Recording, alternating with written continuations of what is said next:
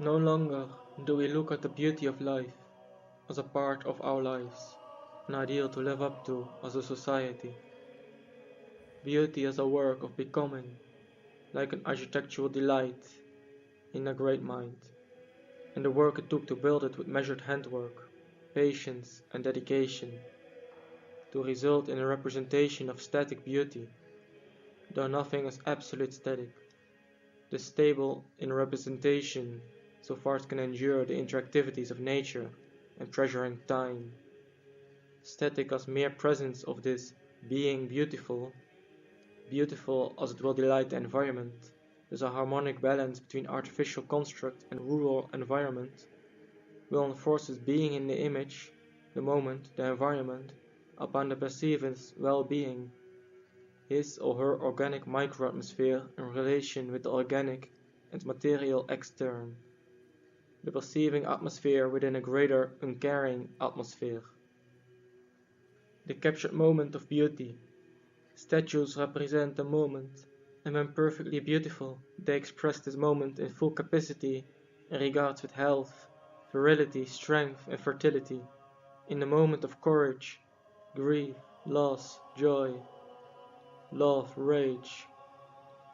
Beauty in a person is the expression of health, vigor, fertility, youthfulness, endurance, willpower, balance and proportion, overall physical symmetry expressing mental symmetry, traits appreciated through means of biological needs and an expression of one's overall behavior, mind over body, or the path of least resistance.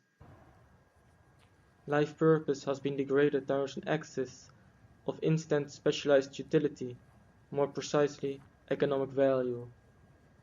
The outer appearance nor the inside of a building matters anymore, beside practical reasons.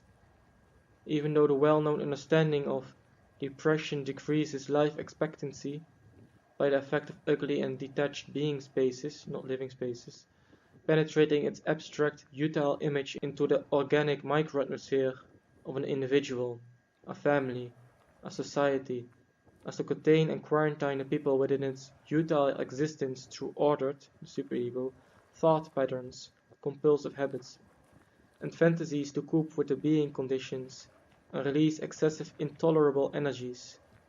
The utility constructions, harmonic destruction, of being spaces and job outlets are continuously produced, like on a linear abstract production line as in factories. This because of the cynical understanding of the current elite, any economic elite, and its produced factory ends, that we will die anyway.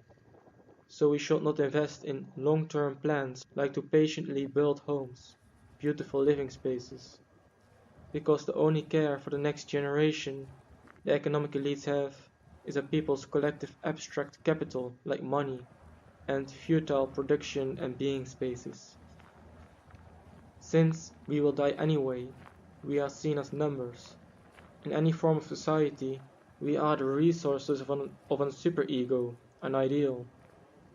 But instead of resources towards an aesthetic ideal, we are like farm animals, easily replaceable since the workspace only asks for utile, specialized expert roles. You hammer, I saw, he will type and she will collect progression data. And don't worry, the children will be nurtured in accordance by the educational filtering system. We will invest in your offspring, children. They one day will be great representations of succeeded ideal fulfillments. A cow has its udders and feces, a chicken its eggs, an ox its strength, a horse its symbiotic centaur utility, but all have a common cynical denominator of we are all replaceable by the next generation, we are all meat, all of us are edible, we all have market value. But since we will die anyway, and are replaceable in relationship to the current ideal of economic utility, like chickens packed in small boxes inside a bigger abstract box, there's no care for direct residing satisfaction and well-being through means of time-taking beauty, beauty decorating the utile function of an object to remind us of that there is more than just function, There's a higher value to be passed on to the next generation. There's meaning, there's dedication, there's a mind's harmonic expression in relationship to his or her environment. The endurance of a household is only maintained with care to not become sick for work, or to die too early. After all, to die too early in health will mean one took on purpose upon his own shoulder. He would give meaning to his own life. That he lived, defended and died for his principles, which might indicate a rebellion against the system, which meant a violent ending, or him trying to live on his own, outside any society, or on risk came true during his self-developing, challenging activities, like to climb a mountain. In other words, to die with memories instead of dreams and fantasies, to die with dignity and have lived always becoming rather to be and to stay as you are, how the state wants it to be, there one day to say to your conquered doubts with dignity, I have my memories, my dreams were prophecies, or I've tried and I've failed, but I had courage, and thus chose another respectable path.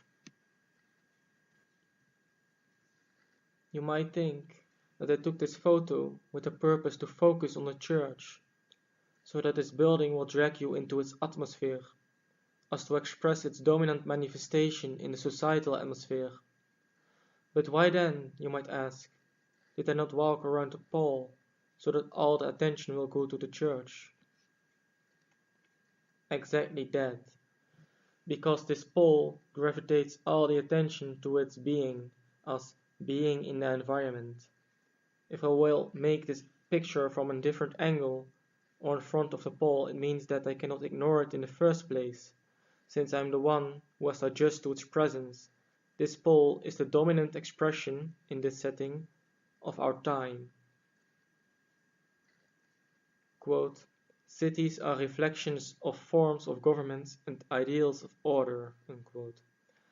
Hence the stark contrast between city centers and the outer suburbs, the center being most often a city's testimony of its oldest past, thus its very beginning, and the outer circles, depending on the city's overall age and historic developments, testifying each a specific past, reflecting the ideals of the many changed manifested forms of governments and caste orderings, like Hellenic philosophy, Catholic and Protestant doctrines, aristocratic versus common citizen expression, and today's modern abstracts versus the connective past traditions of patience, and of its endurances such as war, demographic shifts, and environmental changes. Each people have their own intellectual, emotional, and creative expression, the genetic makeup, which can unfold itself through their ideals, hence the culturalist expression of modern Europeans, yet having highly "intellectual" standards of living, in contrast with their ancestors who could unfold their expression in relation with their ideals, emotions, creativity, and overall historic chain. A city reflects who the rulers are, or rather, what their ideals are, how they govern the city, thus what kind of societal existential purpose they inject into our microatmospheres of well-being. The old churches testify in the West of certain dominant religious purpose, though varying depending upon the interpretation, the Bible, and monuments reminding us of the struggles and victories they celebrated. Each architectural work or commonness is a sign of power of its rulers, an expression of "our wealth", idealism and its means, such as the builders in our time as a means of production, dig a hole and fill it again, repeat, be productive. Modern buildings express the wealth of our current elites through size, technology, and shininess, and inject our personal atmospheres with the idealism of a form of coexistence and comprehension of the world.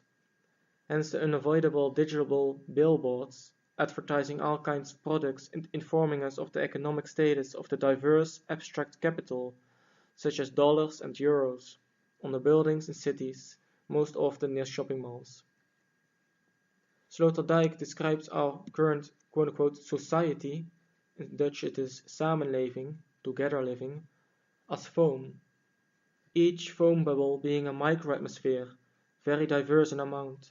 Just think of the many subcultures you encounter on a crowded street, though their common denominator is that they all want to stand out as quote-unquote unique, but the diversity in fashions only scratches the surface of their skin. Each foam bubble is a being within your own atmosphere yet within a bigger bubble, as Sloterdijk explained using the metaphor of a traffic jam. Each car containing a person or a household. Everybody is in a car and all are on the same road, though few have the same destination, and even if, the destination does not mean they have the same purpose of visiting. In a traffic jam, all cars are at some distance of each other. If that would not be the case, it means a chain collision of cars resulting in frustration, anger, conflict, injuries, and possible deaths. That is something to be avoided in both traffic and society in general. Here a picture of business interests, people living on top of each other to minimize their share of space, a giant digital billboard to seduce people into buying products and following the advertised trends, all near their working spaces such as shopping malls, economic utility. And this specific billboard advertises for change, whatever that means, the progressives. But change is inevitable anyway. Here the architect's unique insights that windows are the eyes to the outer atmosphere. These windows symbolizing glasses to look through as if each double room is a face on its own. Our current cities are not anymore homogeneous unities with case layers of synchronic productivity, and each case having their own architectural expression, like the craftsmen and the girls, the workers and their more common houses, and they lead with a distinctive taste, not related to common work, but they have become a gathering place for economic business interests, this utility and replaceability reflected throughout all societal layers. From the ground up to the skyline you can perceive what kind of idealism we are breathing into our minds. A circulation of money, circulating around sex, circulating around status, each abstract existentialism having its own orbit and planetary gravitations and directions.